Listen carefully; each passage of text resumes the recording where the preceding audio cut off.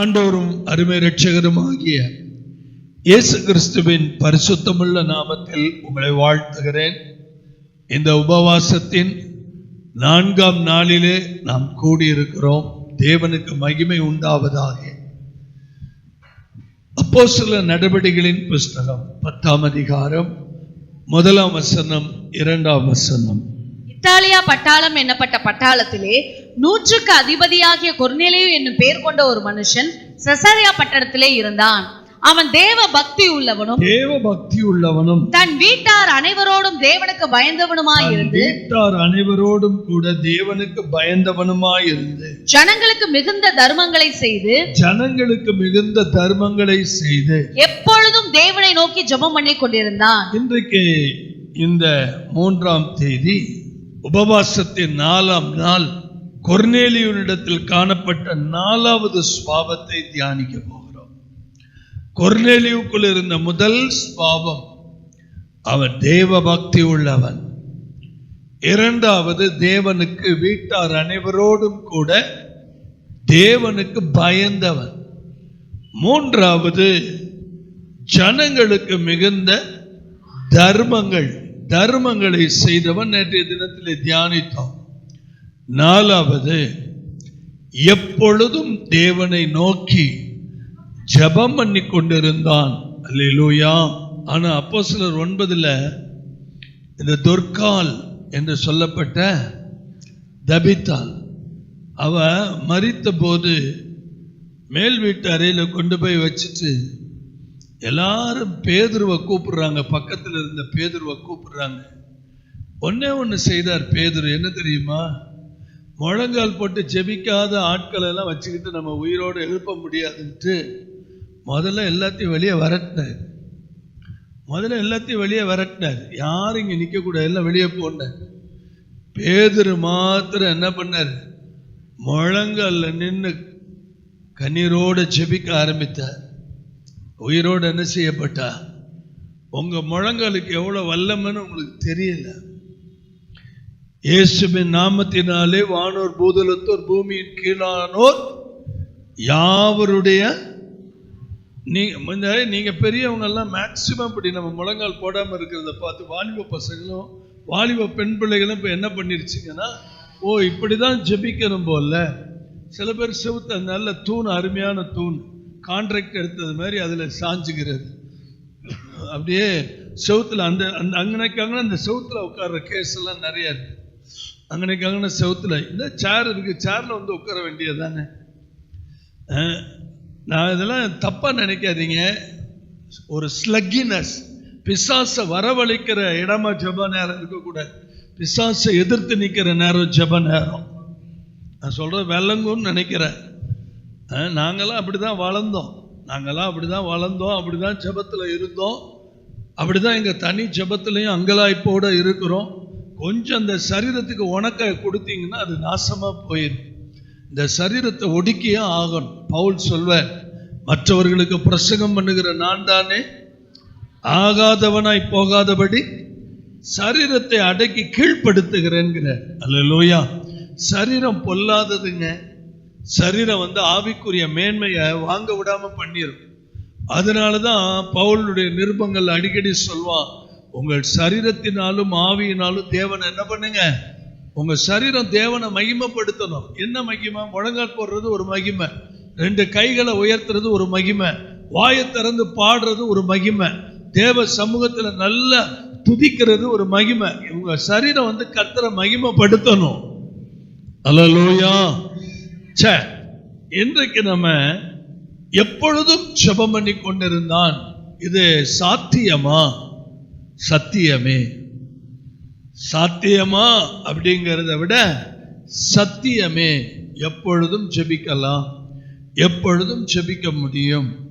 அது ஆங்கிலத்தில் ரொம்ப அழகா ஆல்வேஸ் அப்படின்னு இருக்கு. அப்படி இன்னொரு மொழிபெயர்ப்பில் பார்த்தா ரெகுலர்லினா என்ன? ரெகுலரா அப்படின்னா என்ன? வழக்கமா செய்யறது. கான்ஸ்டன்ட்லி அப்படின்னா என்ன? உறுதியா. அந்த நேரம் வந்துட்டா யார்ட்டையும் பேசுற வேலையெல்லாம் கிடையாது. மணி 4 ஆயிடுச்சு. தலையே போற காரியமா இருந்தாலும், யார் வீட்டுக்கு கெஸ்ட் வந்தாலும், இது என் ஜெப நேரம், இது என் ஜெப நேரம். இப்படி மட்டும் நீங்க பிரியாரிட்டி கொடுத்து பழகிட்டீங்கன்னா, இப்படி மட்டும் நீங்க உங்க வாழ்க்கையை ஒழுங்குபடுத்திட்டீங்கன்னா, உங்க உறவினர்களுக்கும் உங்க மேல ஒரு பயம் இருக்கும். எல்லாரை விட பிசாசுக்கு ரொம்ப பயம் இருக்கும். அல்லேலூயா. நீங்க உங்க ஜெப வாழ்க்கையை மெருகேற்றணும். நீங்க பாருங்க, கர்த்தர் அனனியா கிட்ட பேசும்போது என்ன பேசுறாருன்னா, நீ நேர்த்தெரு எனப்பட்ட ஒரு தெருவுக்கு போ, அங்கே சவுல் என்னும் பேர் கொண்ட ஒரு மனிதன் என்ன செய்யறான். Now he is praying. கர்த்தர் அந்த ஜெப நேரத்தை என்ன அருமையா அனனியா கிட்ட சொல்றாரு. அவன் இப்ப ஜெபம் பண்ணிட்டு இருக்கிறான். உங்களை பார்க்கும்போது, என்னைய பார்க்கும்போது கர்த்தர் இப்படி சொல்லணும். அதுதாங்க எப்பொழுதும் ஜெபம் பண்ணுதல். வீட்டில் சமையல் பண்ணும்போதும் சரி, வேலை பார்க்கும் போதும் சரி, ஸ்தோத்திரங்களை ஏறெடுக்கலாமா? கட்டாய ஸ்தோத்திரங்களை ஏறெடுக்க முடியும். நம்ம வீடு கூட்டும் போது நல்ல அந்நிய பாஷை பேசலாமா? நம்ம சமைக்கும் போது பேச முடியுமா? கட்டாயம் பேசலாம். இது ஒரு மகிமையான ஜெபம். சமயம் வாய்த்தாலும் வாய்க்கலனாலும் உங்களுக்கு இருக்கிற நேரங்களை எல்லாம் ஜெப நேரங்களா நீங்க மாற்ற முடியும். நான் ஒரு நியூஸ் பேப்பர் படிக்கும்போது கூட அழுவேன். அப்படியே ஆண்டவர்கிட்ட ஒப்பு கொடுத்து ஜெபம் பண்ணுவேன், கதறுவேன். ஒரு காரியத்தை பார்க்கும்போது அப்படியே ஜெபம் பண்ணணும். நீங்க பார்க்கறதையும் கேட்கறதையும் என்னவா மாத்தணும்? ஜெபமா மாத்தணும். ஹல்லேலூயா. ஏன் ஒரு புறஜாதி சகோதரனுக்கு இந்த பழக்கம் இருக்கும்போது, இயேசுவையே அறியாத உண்மை தெய்வத்தை கேள்விப்படுற ஒரு மனுஷனுக்குள்ள இப்படிப்பட்ட ஒரு ஜெப சக்தி எங்கிருந்து வந்தது? எப்பயும் ஆண்டவரை பார்த்து ஜெபிக்கிற பழக்கத்தை அவர் என்ன பண்ணிட்டாரு? ஏற்படுத்திட்டார். ஹல்லேலூயா. நான் என்ன நினைக்கிறேன், லேவியர் ஆகமத்துல 6ஆம் அதிகாரம் 13ஆம் வசனத்தை படிக்கும் போது, பழைய ஏற்பாட்டுல ஒரு நிபந்தனை என்னன்னா, பலிபீடத்தின் மேல அக்கினி எப்பொழுதும் எரிந்து கொண்டிருக்க வேண்டும். எப்போதும் ஜெபித்து கொண்டிருந்தான் படிக்கிறோம்ல. அது மாதிரி பலிபீடத்துல அக்கினி என்ன பண்ணணும்? அது ஒரு பொழுதும் என்ன ஆகாது. அப்ப 24 மணி நேரமும் உங்க பலிபீடமாகிய இருதயம், உங்க பலிபீடமாகிய இருதயம் அக்கினி தலலா இருக்கும். ஹல்லேலூயா. ஒன்றும் இல்லை, நம்ம சர்ச்சில் ஒரு பவர் மினிஸ்ட்ரி நடத்தணும். ஆரம்ப காலங்களில் அது ரெகுலராக நடத்தணும். 3 நாட்கள் கூட்டம் முடிச்சு வாயை திறக்க முடியாம பேச முடியாத அளவுக்கு எங்க வீட்டு ஹாலில் அப்படியே மொட்டை தரையில் இந்த ஊழியத்தை முடிச்சுட்டு அப்படியே பேண்ட் ஷர்ட்டையை மாத்தாம கூட அப்படியே அவ்வளவு டயர்டாகி அவ்வளோ பேருக்கு ஜோம் பண்ணிட்டு அப்படியே ஹாலில் விழுந்து படுத்துட்டேன். அந்த அளவுக்கு என்னுடைய சரீரம் தாங்க முடியல. 3 நாள் ஒரே ஆள் நடத்திட்டு அவ்வளோ பேருக்கு ஜோம் பண்ணிட்டு, திடீர்னு பாருங்க, படுத்த 2 நிமிஷம் இருக்காது, வீட்டு வாசல்ல ஒரு பெரிய கூட்டமே நிக்குது. ஒரு பெரிய கூட்டமே நிக்குது. என்னன்னு கேட்டா, பிண அறையில ஆஸ்பத்திரியில அந்த பாடியை அறுக்கும் போது, பாடியை என்ன செய்வாங்க? உடம்பு அறுப்பாங்கல்ல, அறுத்து தானே ஒவ்வொரு உறுப்பா எடுப்பாங்க உள்ளுக்குள்ள. போஸ்ட்மார்டம் தெரியலன்னா ஒரு நாளைக்கு போய் பாருங்க. ஃபுல்லா அறுத்து உள்ளுக்குள்ள என்னென்ன தனித்தனியா எடுப்பாங்க. அதை பார்த்தவனுக்கு பொசஸ்ட் ஆயிடுச்சு. அதை பார்த்துக்கிட்டே இருந்தவனுக்கு என்ன பிடிச்சிருச்சுன்னா, பயங்கரமான ஆவி உள்ள போய் ஊமை ஆயிட்டான். அப்படியே தகைச்சு போய் நம்ம உடம்புல இவ்வளவு உறுப்பு மறைஞ்சிருக்குதான்னு பார்த்து அப்படியே பைத்திய மாதிரி ஆயிட்டான். பேச்சு மூச்சு ஒண்ணுமே இல்லை.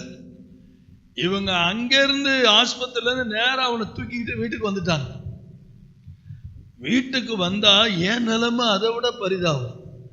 நான் வாயே என்ன செய்ய முடியாம இருக்கிறேன், திறக்க முடியாம. இப்ப வாயை திறந்தா தான் நான் ஜெபிக்கலாம். நடந்த உண்மைங்க. ஆனா ஒண்ணு, நம்ம பலிபீடம் அக்கினியினால எரிஞ்சுக்கிட்டே இருந்ததுனால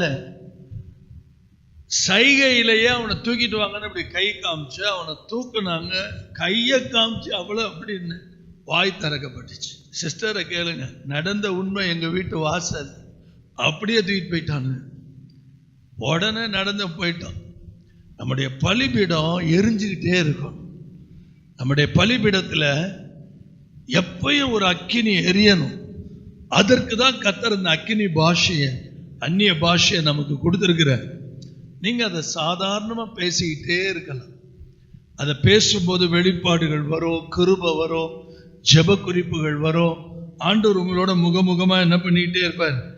உபாகமத்துல 11ஆம் அதிகாரத்துல 12வது வசனத்தை படிச்சீங்கன்னா அங்கே தேவனாகிய கர்த்தருடைய கண்கள் பாருங்க, தேவனாகிய கர்த்தர் உன்னை விசாரிக்கிற தேசம் வருஷத்தின் துவக்கம் முதல் வருஷத்தினுடைய முடிவு மட்டும் எப்பொழுதும் உன் தேவனாகிய கர்த்தரின் கண்கள், எப்போதும் ஆண்டவருடைய கண்கள் நம்ம பார்த்துக்கிட்டே இருக்கு. தம்மை பற்றி உத்தம இருதயத்தோடு இருக்கிறவர்களுக்கு தம்முடைய வல்லமையை விளங்க பண்ணும்படிக்கு கர்த்தருடைய கண்கள் பூமி எங்க என்ன பண்ணிக்கிட்டே இருக்கு. நம்ம என்ன நினைக்கிறோம், நம்ம செய்யறதுக்கு யாருக்குமே தெரியாதுன்னு நினைக்கிறோம். பாஸ்டருக்கு மட்டும்தான் தெரியாது. ஆனா கர்த்தருடைய கண்கள் என்ன பண்ணிக்கிட்டே இருக்குது, எல்லாத்தையும் பார்க்குது.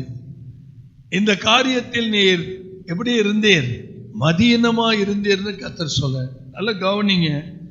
தாவீது எழுதும் போது அவர் சொல்றாரு, சங்கீதத்துல 16ஆம் சங்கீதத்துல 8வது வசனத்துல சொல்றாரு, கர்த்தரை நான் எப்பொழுதும் எங்க வச்சிருக்கிறேன், எனக்கு முன்பாக வைத்திருக்கிறேன். அவர் என் வலது பாரிசத்தில் இருக்கிறபடியால். இது உங்க வாழ்க்கையில எந்த நிலையிலும் உங்களை அசைக்க யாராலையும் முடியாது. Praise the Lord.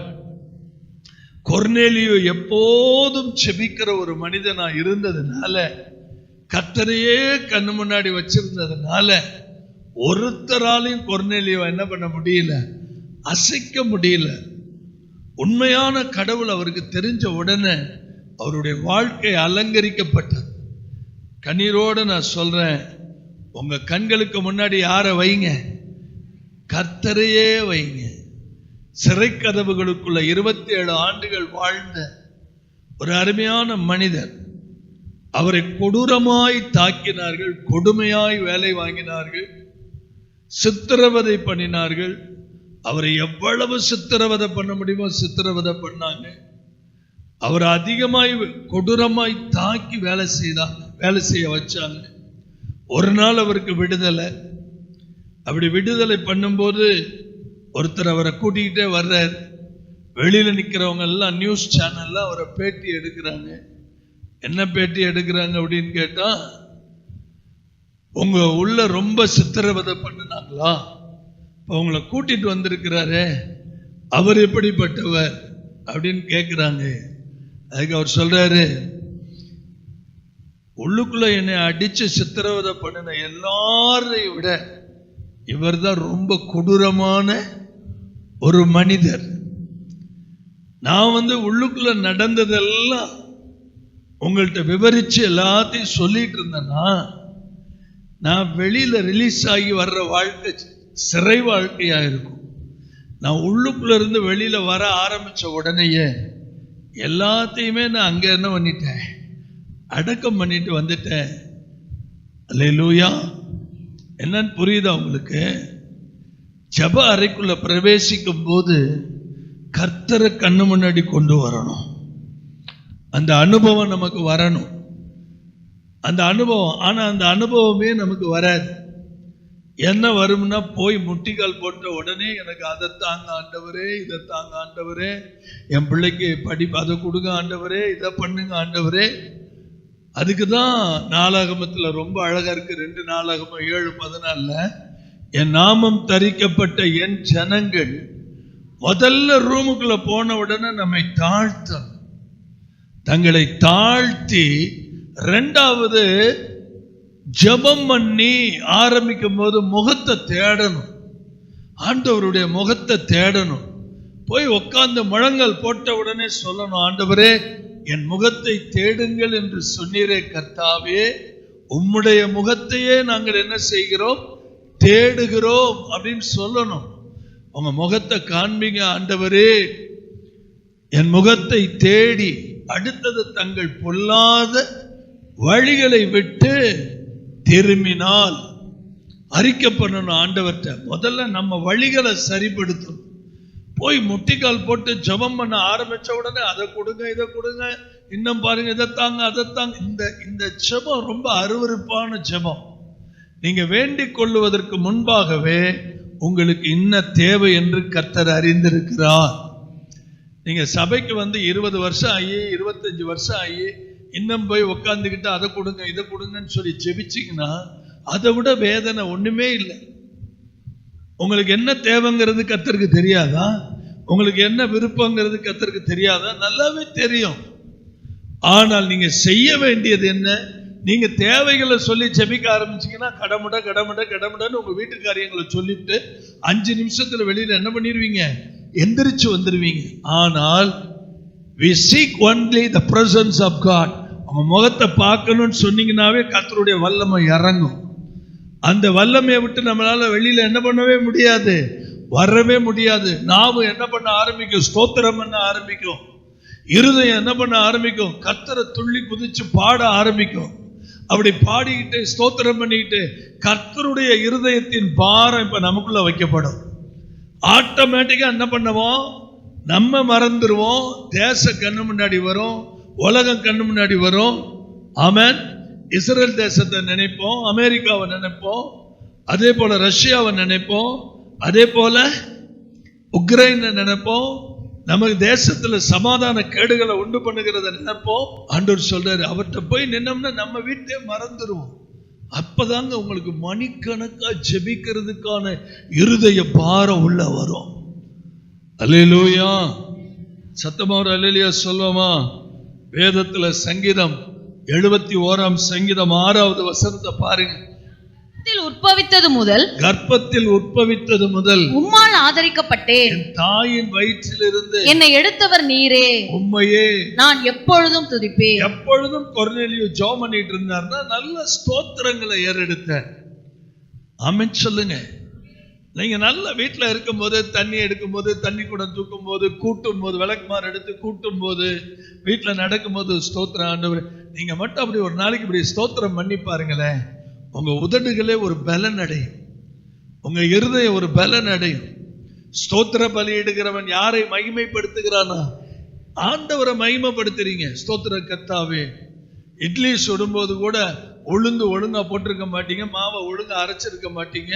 ஆனாலும் கூட சுட்டு இந்த ஸ்தோத்திரம் என்ன பண்ணிரும்? இட்லியை ரொம்ப பஞ்சு பஞ்சா ஆக்கி.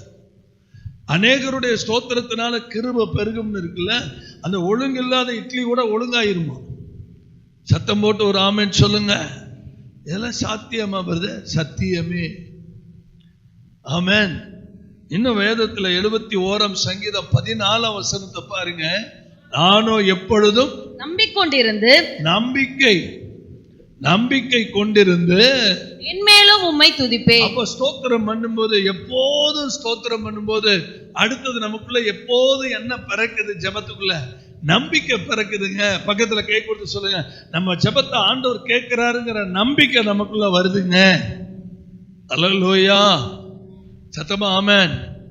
ஒரு குழம்பு வைக்கும்போது, ஒரு குழம்பு வைக்கிறீங்க, அந்த குழம்பு வைக்கும்போது எத்தனை தடவை குழம்பி போய் நல்ல ஒரு கரண்டி எடுத்து குழம்பு எடுத்து கையில ஊற்றி சாப்பிட்டு பார்த்து குழம்பு உப்பு இருக்கா உரப்பு இருக்கா, அந்த குழம்பை இறக்குறதுக்குள்ள எத்தனை தடவை போய் பார்க்குறீங்க. பார்த்துட்டு ஓகே எல்லாம் சூப்பரா இருக்கு அப்படின்னு முடிவுக்கு வர்றீங்கல்ல. அப்படித்தான் நம்ம போய் ஜெபத்துல எப்போதும் மோதி மோதி மோதி மோதி ஜெபிக்கும் போது நமக்குள்ள ஒரு நம்பிக்கை பிறக்கிறது. என் தெய்வம் ஆண்டவர் ஜெபத்தை கேட்கிறார். ஜெபத்துக்கு எனக்கு என்ன வருது போது? பதில் வரப்போது. என்னுடைய திருமண தடைகளை உடைக்க போற உங்களுக்கு இந்த நம்பிக்கை வரணும். என் திருமண தடை உடையுதுங்க, என்னுடைய வேலை தடை உடையுது, என்னுடைய வாழ்க்கையில் அந்த தடை உடையுதுன்னு உங்களுக்குள்ள அந்த நம்பிக்கை பிறக்கணும். அல்லேலூயா. அப்படி செய்யும். இதுதாங்க கொர்நேலியு கத்துக்கிட்டது. ஒரு புறஜாதி தான், ஆனா எப்போதும் அவனுக்கு ஜெபிக்கிற பழக்கம் இருந்துச்சு. அல்லேலூயா. ஜெபக்குழு எத்தனை பேர் ஆரம்பிக்க போறீங்கன்னு எவ்வளவு யோசிக்கிறீங்க? இந்நேரம் நீங்க எல்லாரும் பேர் கொடுத்துருக்கணும். உங்க வீட்டில் ஒரு டயத்தை ஃபிக்ஸ் பண்ணி அந்த டயத்தில் கான்ஸ்டண்டா எங்க வீட்டில் ப்ரேயர் நடக்கும் அப்படின்னு சொல்ல உங்களுக்கு தைரியம் வரலையே. நீங்க எப்படி ஆத்தும ஆதாயம் பண்ணுவீங்க? எப்படி சபையில 3000 பேர் வருவாங்க? சபையில இருக்கிற அத்தனை பேரும் உழைச்சாதான், சபையில இருக்கிற அத்தனை பேரும் ஜெபிச்சாதான், சபையில இருக்கிற அத்தனை பேரும் கர்த்தருக்கு வேலை செய்தாதான் சபையினுடைய வேகத்தை வளர்ச்சியை நம்ம பார்க்க முடியும். அல்லேலூயா, ஆமென். கர்த்தர் நல்லவர். அதே சங்கீதத்துல 73ஆம் சங்கீதத்துல 23ஆம் வசனத்தை பாருங்க. ஆனாலும் நான் எப்பொழுதும் உம்மோடு இருக்கிறேன். எப்படிங்க? இப்ப எனக்கு ஜெபத்துல நம்பிக்கை வந்துருச்சு, நான் எப்போதும் ஆண்டவரை துதிக்க ஆரம்பிச்சிட்டேன்.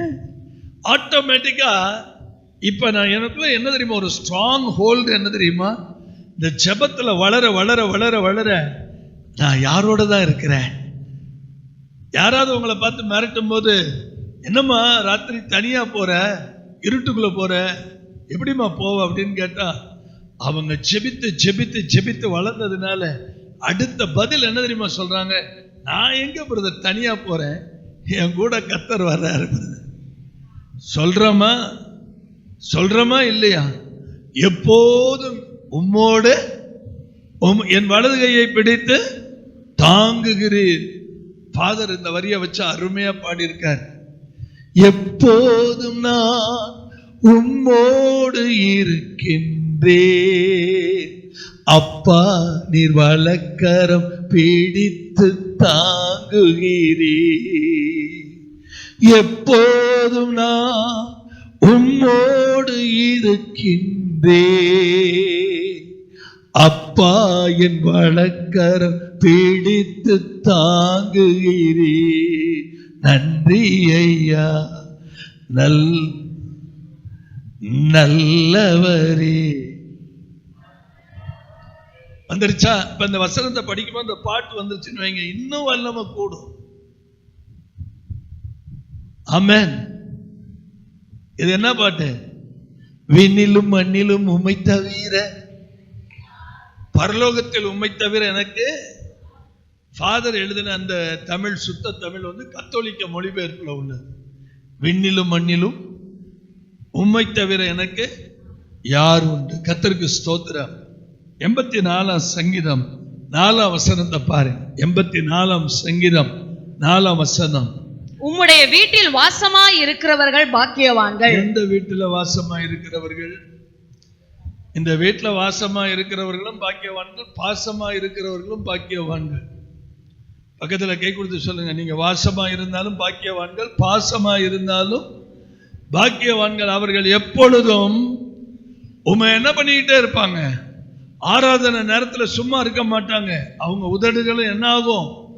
கர்த்தரை துதிச்சுக்கிட்டே இருக்கும். அல்லேலூயா. நீதிமொழிகள்ல 28ஆம் அதிகாரத்துல 14ஆம் வசனத்தை பாருங்களேன். பாத்தீங்களா? இந்த ஜெப வாழ்க்கை ஒழுங்குபடுத்தும் போது நம்பிக்கை வருது. இந்த ஜெப வாழ்க்கை எப்போதும் இருக்கும் போது நமக்குள்ள என்ன வருது? தைரியம் வருது. கர்த்தர் என்னோட இருக்கிறாருன்னு அறிக்கை பண்ண முடியுது.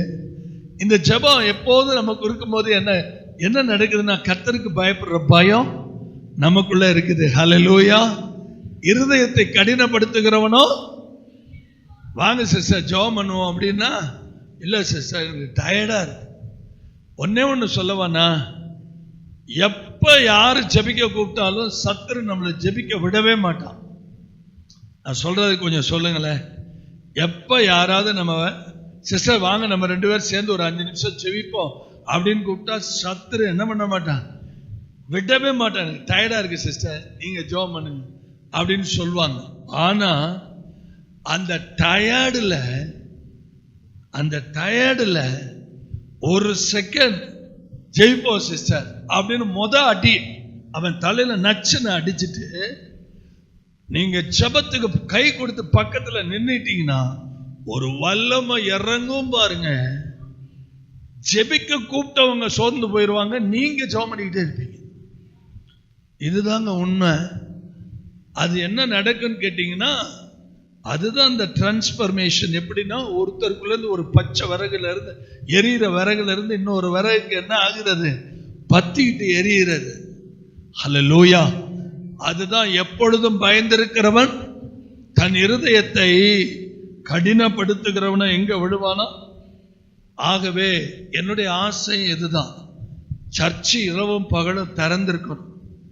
ராத்திரில ஒரு மனுஷி ஓடி வந்து அந்த ஆலயத்துல முழங்கால் போட்டு ஜெபிக்கும் போது கர்த்தர் அந்த விண்ணப்பத்தை கேட்கிறவராய் இருக்கணும்.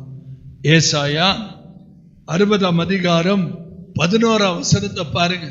ஏசாயா 60ஆம் அதிகாரம் 11வது வசனம். ஜாதிகளின் பலத்த சேனையை கொண்டு வரும்படிக்கும் அவர்களுடைய ராஜாக்களை அழைத்து வரும்படிக்கும் உன் வாசல்களை இரவும் பகலும் பூட்டப்படாமல் எப்பொழுதும் திறந்திருக்கும். எப்போதும். ஆமென். பலிபீடத்தில் அக்கினி எப்ப என்ன பண்ணணும்? எப்பயும் ஆண்டவருடைய கண்கள் நம்ம என்ன பண்ணிக்கிட்டே இருக்கு?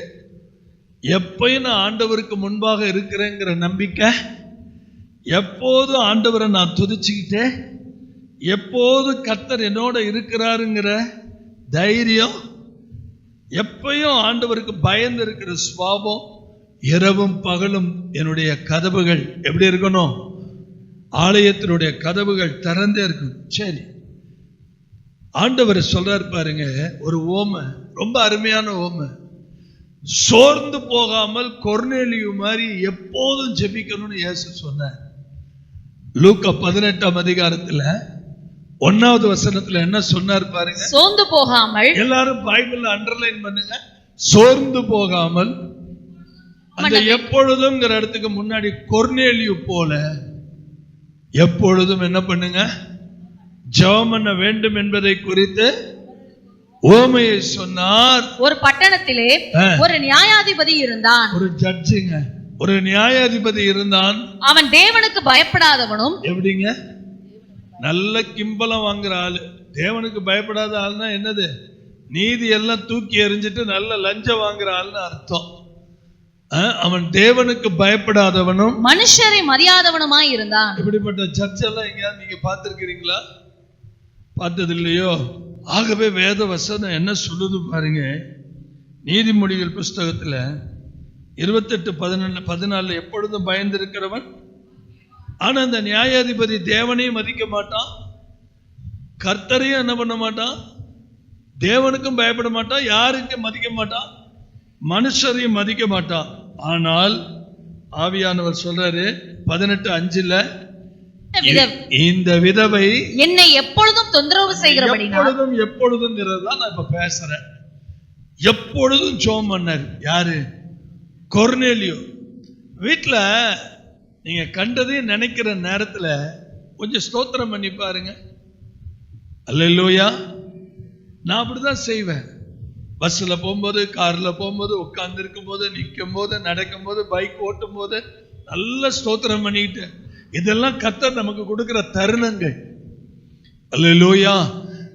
இவ என்னை அலட்டாதபடி எப்பொழுதும் தொந்தரவு. இப்ப கவனிங்க, எப்பொழுதும் செபிக்கிற பழக்கம் இருக்கிறவங்க எப்போதும் ஆண்டவருக்கு முன்னாடி நிக்கிறீங்க. ஹல்லேலூயா. ஆமென்.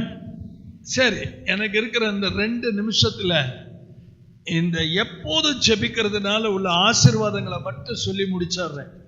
அப்போஸ்தலர் 24ஆம் அதிகாரம் 3வது வசனம் என்ன சொல்லுதுன்னு பாருங்க. கனம் பொருந்திய ஃபெலிக்ஸே, உம்மாலே நாங்கள் மிகுந்த சமாதான சௌக்கியத்தை அனுபவிக்கிறதையும் உம்முடைய பராமரிப்பினாலே இந்த தேசத்தாருக்கு சிறந்த நன்மைகள் நடக்கிறதையும் நாங்கள் எப்பொழுதும் எங்கும் மிகுந்த நன்றி அறிதலுடனே அங்கீகாரம் பண்ணுகிறோம். நன்றி அறிதலுடனே என்ன செய்கிறோம்? அங்கீகாரம் பண்ணுகிறோம். அல்லேலூயா. இந்த அப்போஸ்தலர் 24:3 என்ன கிடைக்குது? மிகுந்த சமாதானத்தை நாங்கள் என்ன பண்ணுகிறோம்? எப்போதும் ஜெபிக்கிறதுனால அனுபவிக்கிறோம்னு சொல்றாரு. கையை உயர்த்தி ஒரு ஆமென் சொல்லுங்க. பக்கத்துல சொல்லுங்க, எப்போதும் ஜெபிக்கிறதுனால நமக்குள்ள என்ன வருதுங்க? மிகுந்த சமாதானம். ஒரு ஆமென், ஒரு ஆமென் சொல்லுங்க. உம்முடைய பராமரிப்பினாலே இந்த தேசத்தாருக்கு சிறந்த நன்மைகள் நடக்கிறதையும் நாங்கள் எப்பொழுதும் எங்கும் மிகுந்த நன்றி அறிதலோடு அங்கீகாரம் பண்ணுகிறோம்.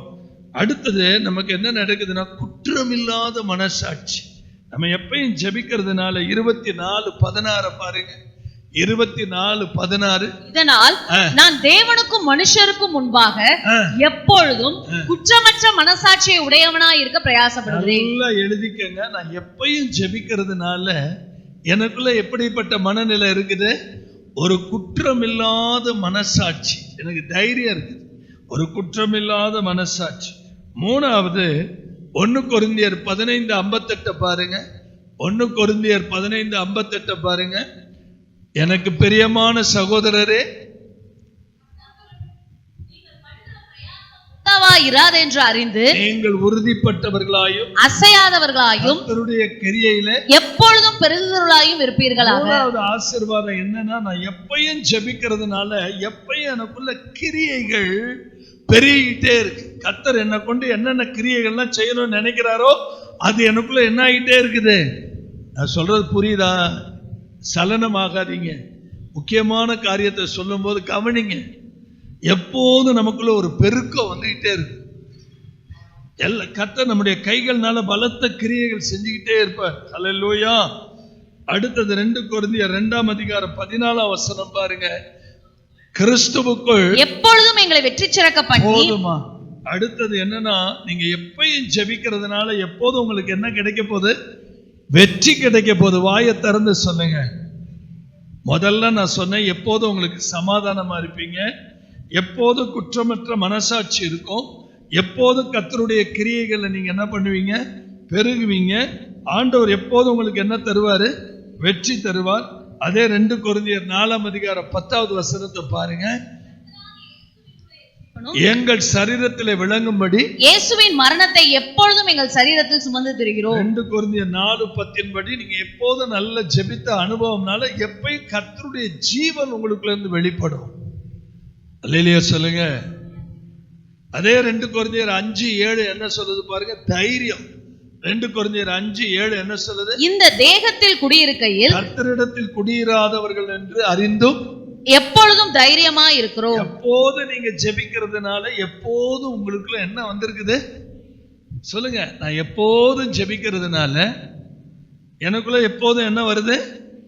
அதே 2 கொரிந்தியர் 6:10 படிங்க. 2 கொரிந்தியர் 6:10 படிங்க. துக்கப்படுகிறவர்கள் என்னப்பட்டாலும் போதும் சந்தோஷப்படுகிறவர்களாகவும். நிறுத்திக்கங்க. அவ்வளவுதான், முடிச்சிட்டேன். இப்ப எப்போதும் ஜெபிக்கிறதுனால கிடைக்கிற ஆசீர்வாதங்களை திரும்பவும் சொல்றேன். எப்போதும் நான் ஜெபிக்கிறதுனால எனக்கு எப்பயும் எனக்கு சமாதானம் இருக்குது. 2வது எனக்கு குற்றமற்ற மனசாட்சி இருக்குது. 3வது நான் கர்த்தருடைய கிரியைகளை என்ன பண்ணிக்கிட்டே போறேன்? பெருகிட்டே போறேன். 4வது எனக்கு எந்த இடத்துல எனக்கு என்ன கிடைக்குது? வெற்றி கிடைக்குது. 5வது எனக்கு என்ன கிடைக்குது? எனக்குள்ள இருந்து ஜீவன் வெளிப்படுது.